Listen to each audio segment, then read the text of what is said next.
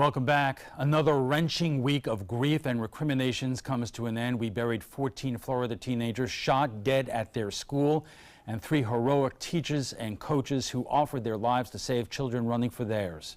We watched in amazement as some of the students from Parkland got on a school bus and drove to Tallahassee and demanded legislators do something. We watched them put Marco Rubio on the spot on his refusal to support banning assault weapons and taking money from the NRA. We saw our Governor Rick Scott today propose a number of things, including raising the age you can buy assault weapons in Florida. And joining us for more is former State Representative Ray Pilon, Jacob Ogles, political editor for SRQ Magazine, and joining us by Skype, former Florida Congressman Patrick Murphy. And Congressman Murphy, I'm going to start with you because you have been touring the state. In fact, you went down to Parkland this week, and you even talked to some of your former colleagues in Congress. What kind of sense, after all of this, do you get that Congress will do anything? Well, first of all, let me address, on last Thursday, I went to Parkland and I met with some of the students and was talking to them and really there to mourn with them. And I was shocked that the first thing they wanted to talk about was action. They said, you know, Patrick, let us know what you think we can do to help lead to some action.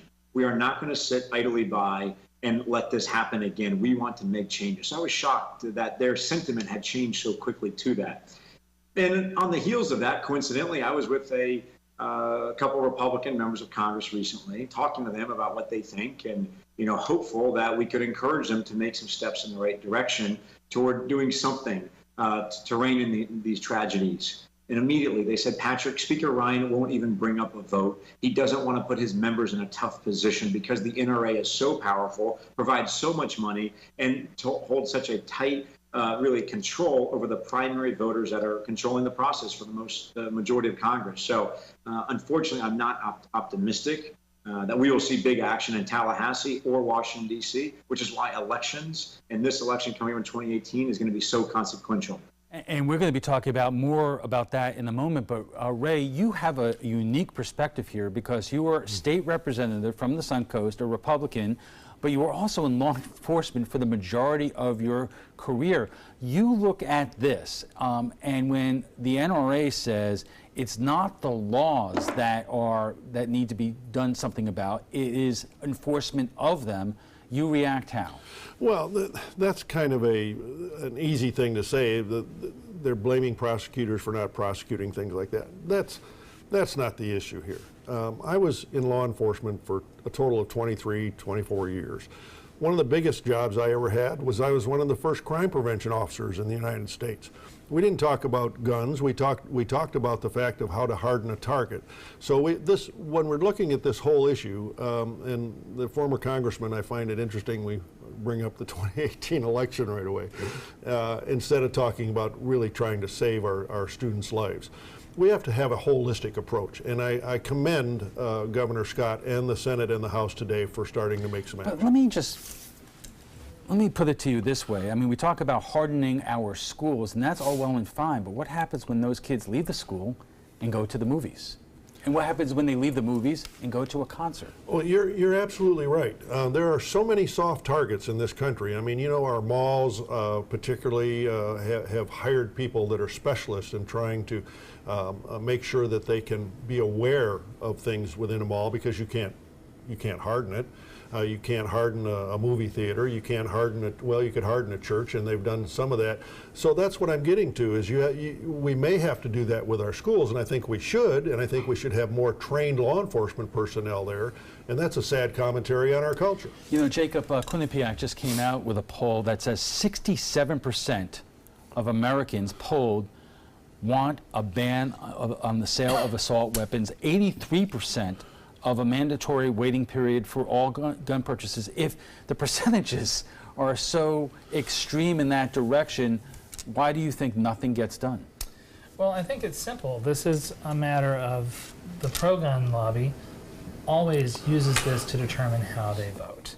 And at this point, legislators really are proud if they have 100% rating from the NRA, because that mobilizes voters to go out there and support them. But the anti-gun lobby, the pro-gun control lobby, has never been able to coalesce around a single issue the same way. So what's interesting to me isn't whether it polls a certain way.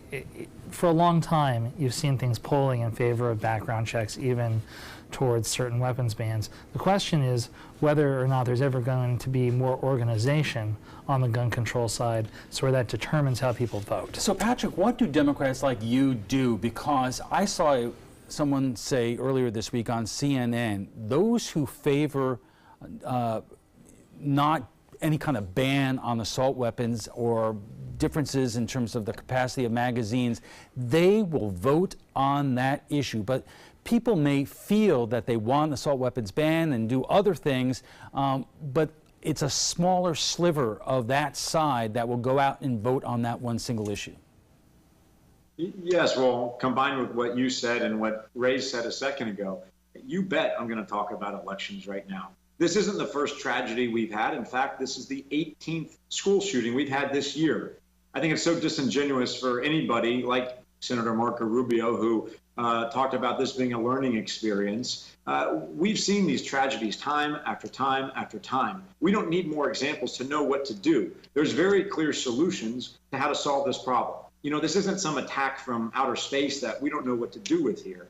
There's a very clear response to make sure that there aren't weapons of war in the hands of people that cannot handle them. We cannot continue to have these tragedies, and it for sure puts certain Democrats, and I think in a tough position, that have been very supportive of assault weapons and the Second Amendment, et cetera.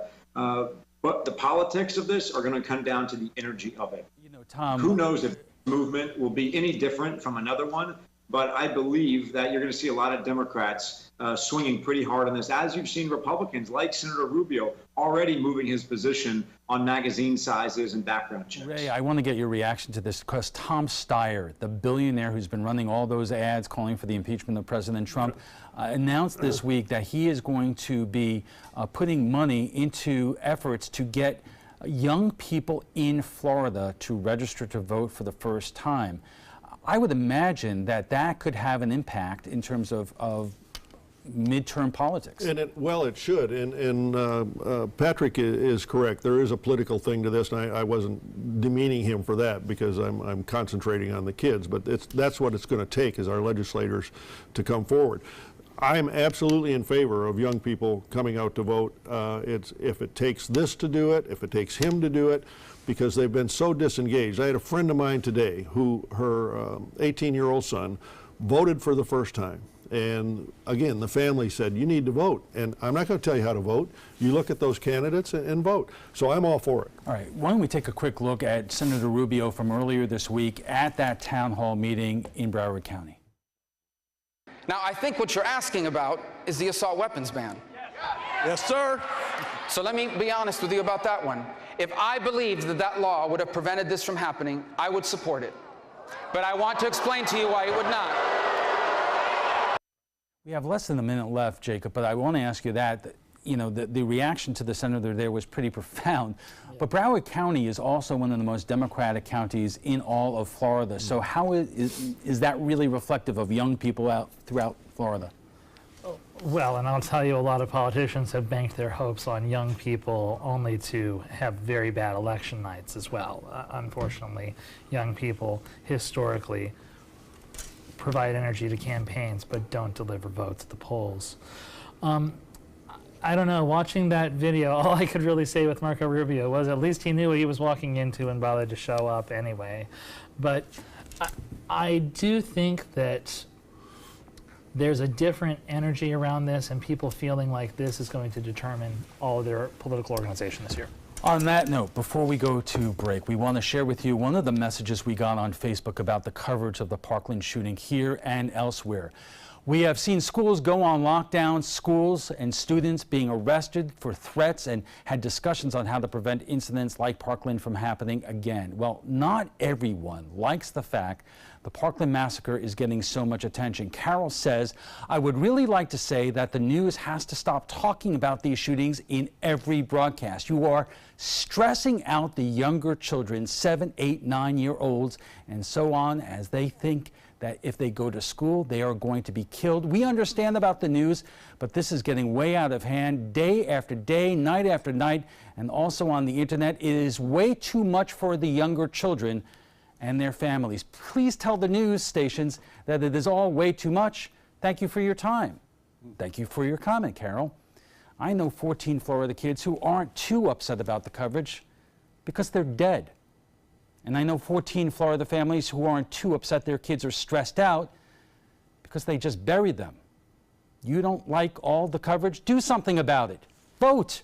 Find out where your congressman, your state senator, and state representative stand on all the proposals out there, from banning assault weapons and high-capacity magazines, background checks, raising the age you could buy a rifle, etc. If you agree with their positions, then vote for them. If you don't, seek out the candidates running against them, and if you think their views offer a better chance at making these massacres happen maybe a little less often, then vote for them or do nothing. But we'll keep reporting on these tragedies because this is the America we created. We'll be right back. Welcome back. We are talking about the week in Washington, and joining us for more is former State Representative Ray Pilon, Jacob Ogles, political editor for SRQ Magazine, and joining us by Skype is former Florida Congressman Patrick Murphy. Earlier today, Rick Gates, the former deputy chairman of the president's campaign for president, pleaded guilty and also struck a deal to cooperate and provide information to the special counsel. Congressman, you know that most Republicans, when we talk about the Russia investigation, they don't care about this. But when you talk to legal experts in terms of what's going on here, this is seen as applying a lot more pressure to Paul Manafort to flip. And what happens then? Where do you see this investigation right now and how it's affecting the president and Republicans in Congress? Well, I'm not a lawyer, but it doesn't take one to figure out that they wouldn't be putting pressure on Mueller unless they thought there was somewhere else to go, unless they thought this trail was going to continue. And we have seen one after one fall. So many folks that are close to Donald Trump have been going down, from Michael Flynn to Manafort to Gates to Papadopoulos and perhaps others soon. Whether or not it was intentional, whether or not Trump coordinated this, we'll find out. I'm not exactly sure about that. However, where there's enough smoke, there's usually fire. I think this is going to play out and largely going to be responsible and under Mueller's investigation, because the House Intelligence Committee and the Senate Intelligence Committee are not doing and have not been able to do exactly what they need. My folks tell me on that committee it's pretty much disgraceful. The Republicans aren't even showing up to the hearings. They want nothing to do with it. They are pushing this off, acting like nothing is there, trying to get this passed as soon as possible because they know the election consequences. You know, gentlemen, it almost is like this is a slow boil. It is not in the headlines at this stage every single day, but it's never far away. And I'm wondering if, I'm going to ask the same question to both of you. Ray, are you concerned that this still being in the, air is going to affect the midterms and Republicans here on the Suncoast and elsewhere around Florida and the country for that matter? Well, Alan, the answer's got to be yes. You've got to overcome what's happening there because you get tagged with what's happening in the Oval Office, and I think that's a shame because we've got a lot of good people that are not tagged to that, even though politically in Washington they may have to, not show up for a hearing or something. But when it comes down to the state and the local, you have to look at the people here. Yes, we may have a Republican or a Democrat sign behind us, but you have to look at what you're doing locally and not get too engrossed. Of course, it was the other way when Trump got elected. Everybody was on the Trump bandwagon. Not everybody, but... Right. But Jacob, when you look at the recent House 72 election, an election that Democrats really did, in past elections, did not have a whole lot of chance there. And a lot of people who look at these things are saying that what's happening in Washington is making it possible, for a Democrat like Margaret Good to beat a Republican here in Sarasota. Well, I'll tell you, the way that wave elections happen is when one side is really enthusiastic and organized and the other side is depressed and unenthusiastic. One thing that I think the Margaret Good race showed was that Democrats and the left are extremely well organized. So that half of the equation is there. I don't know on the other side, though, what the level of enthusiasm is for Republicans. And I don't know that you can just look at the District 72 election and determine that on its own. It's interesting that nationwide, Democrats seem to be outperforming their past performance in districts and special elections and in the Virginia House. Well, I know that one Republican who's not too enthusiastic, and that is Congressman Tom Rooney.